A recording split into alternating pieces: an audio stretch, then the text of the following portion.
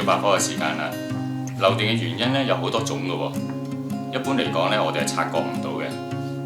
嗱，當我哋喺市面上要選購一啲電器用品嘅時候咧，我哋只要留意以下幾點，就可以避免有漏電嘅情況出現㗎啦。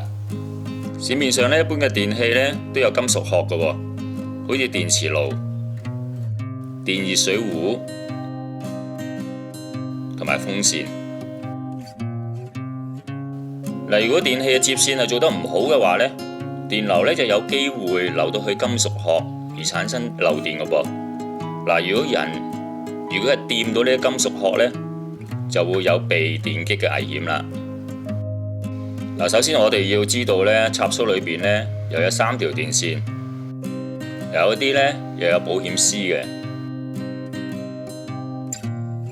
左手邊就有青線，右手邊就係火線，而最頂嗰條呢就係地線，通常我哋都係叫做水線嘅。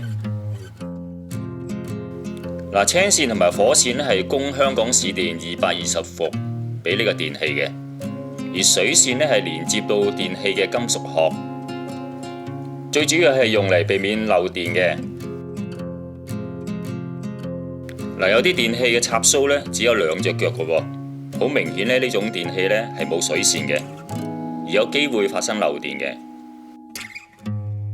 嗱，有啲雖然表面上呢見到有3隻腳嘅，但係一打開之後呢，見到呢隻水線腳呢係冇接到線嘅，亦即係話呢種電器呢都有機會發生漏電嘅。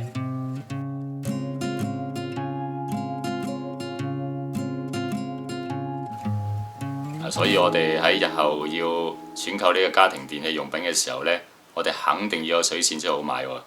下次再見啦，拜拜。